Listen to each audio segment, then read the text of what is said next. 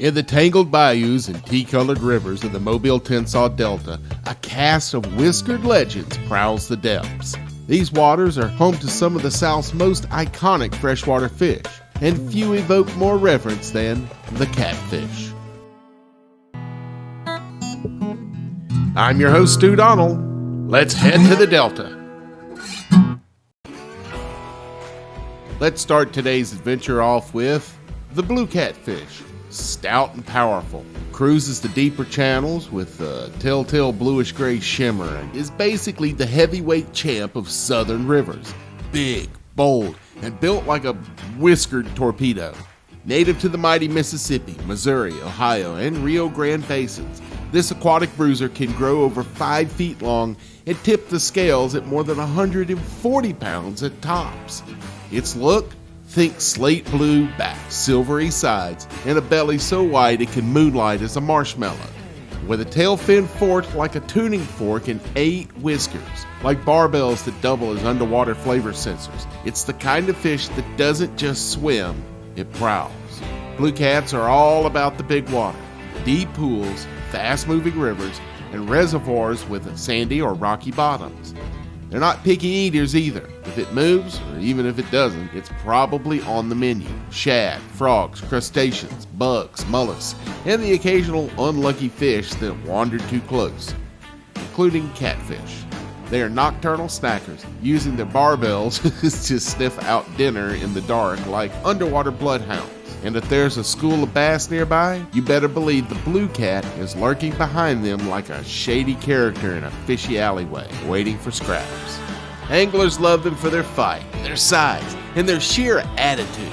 But in places like the Chesapeake Bay, they've earned a bit of a villain reputation. Kind of like the outlaw who rolled into town and started eating everybody. They are close cousins to the channel catfish, but with more fin rays and a bigger appetite. In short, the blue catfish is the Mobile-Tensaw Delta's whiskered heavyweight, equal parts majestic, mischievous, and mouthy. Now, as I already mentioned, the channel catfish is the quirky cousin in the catfish family. Less brooding heavyweight, more scrappy optimist with a flair for flavor. Often called the swimming tongue, this fish has taste buds not just in its mouth, but all over its body, especially concentrated on its whisker-like barbells. That means it doesn't just taste its food, it tastes the water, the mud, and even other fish. It's like a sensory sponge with fins. Channel cats are sleek and slightly flattened, with a forked tail and smooth, scaleless skin that ranges from olive gray to bluish silver, depending on mood, water clarity, and whether or not it's trying to impress a girl. Juveniles often sport dark spots, which fade as they grow older and more mysterious. They typically reach about 20 inches and 5 pounds, but some have been known to hit 40 pounds and 52 inches, basically the size of a toddler with attitude. These fish are everywhere: lakes, rivers, ponds, reservoirs, even brackish water if they're feeling adventurous. They're cavity nesters, meaning they lay eggs in cozy crevices or under logs, and the male guards them like a grumpy bouncer at a nightclub. Their diet is a buffet of snails, frogs, insects, algae, seeds, and small fish. Basically anything that fits in their mouth or doesn't swim away fast enough. They're nocturnal, solitary, and not exactly territorial, but they do have a social hierarchy that's communicated through pheromones and body odor. That's right, they literally smell each other to figure out who's in charge. Channel catfish are the most fish catfish species in North America, beloved by anglers and aquaculture alike. They're the state fish of Kansas and Missouri and Nebraska and Tennessee, and they've been introduced to waters around the world, sometimes legally, sometimes not so much. With nicknames like Chucklehead, Fiddler, and Lady Cat, the channel catfish is equal parts graceful, goofy, and gourmet. Whether you're fishing for dinner or just admiring its sensory superpowers, this whiskered wonder is a true southern original. Channel catfish are the species of choice for catfish farmers all over the southeast, so chances are if you've ever been to a catfish house, you've eaten channel cat.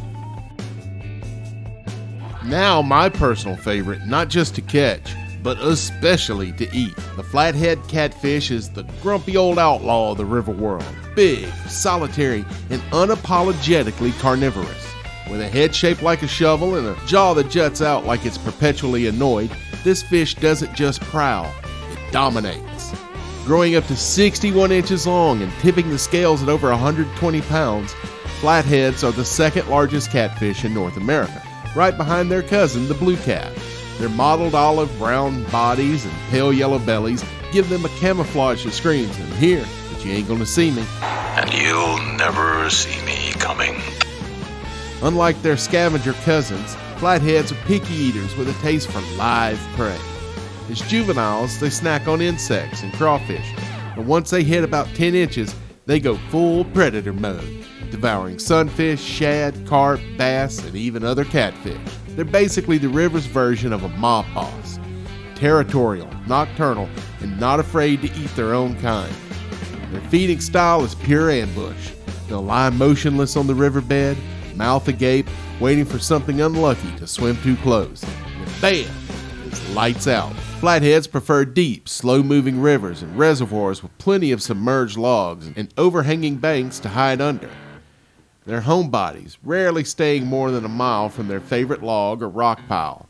When it's spawning season, late spring to early summer, the male flathead becomes a devoted dad, digging a nest, fanning the eggs with his fins, and chasing off anything that dares come near.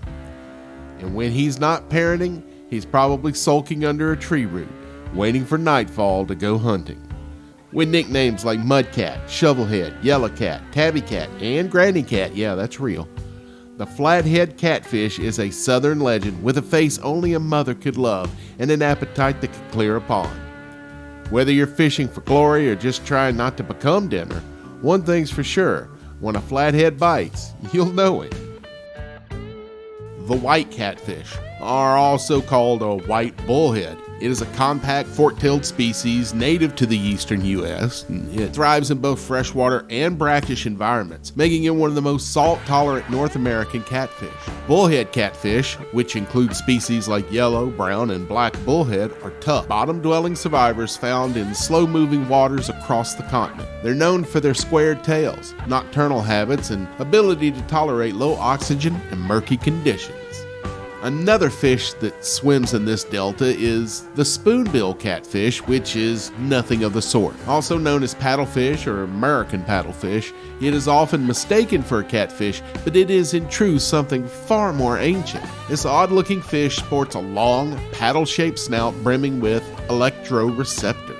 It is tasty to eat, but prized for its caviar, which sells for more than $30 an ounce. And that is why the species is stressed in most southern states. It doesn't chase minnows, it senses microscopic plankton and filters them with quiet grace. With no scales and no whiskers, it's not a catfish at all. It's a relic of the deep past, sharing lineage with sturgeon. I want to bring up two imposters to the catfish world. There was a time when purchasing catfish was a crapshoot. Two species of fish were once being passed off as catfish in the U.S. Those two species are basa and shuai, which most Americans pronounce as shui.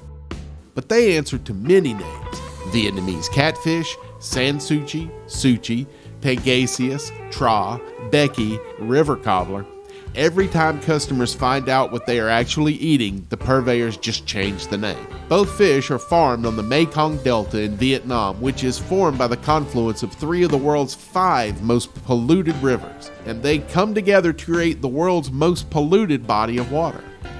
These farms are unregulated, and the fish they produce are teeming with toxins and carcinogens. It is now illegal to serve them in the U.S. as catfish, but for some reason, still legal to sell them, despite the many dangers they afford. The Mobile-Tensaw Delta, and heck, the entire state of Alabama, is prime catfish country, and those who revel in Mr. Whiskers don't hesitate to voyage down to our waters. Take a look at some of our state records. Most of them come in within 80% of the weight of the world record for that species. Now down south, catfish ain't just a meal. It's a tradition. You'll find it fried golden and crisp, served with hush puppies and a side of coleslaw at Friday night fish fries or over cheese grits for breakfast. Blackened catfish kicks it up with Cajun spice, sizzling in a cast iron skillet. Smoked catfish, ooh, honey, it's melt in your mouth magic straight out of the bayou. There's catfish stew swimming in tomatoes and okra. However you serve it, crunchy, spicy, smoky, or saucy, catfish always comes with a good story. The Mobile-Tensaw Delta cradles both the familiar and the forgotten. Catfish embody strength, resilience, and southern tradition. Paddlefish, with its smooth skin and mysterious snout, reminds us that ancient wonders still drift beneath the surface. In a world rushing forward, these fish are a quiet anchor, holding stories older than the land itself. Whether hooked for dinner or admired in silence, their legacy flows with the currents of the Delta. Excuse me, old chap, but would you mind terribly clicking like and subscribe? It would mean oh so much to me, seeing how as I gave my life for your entertainment.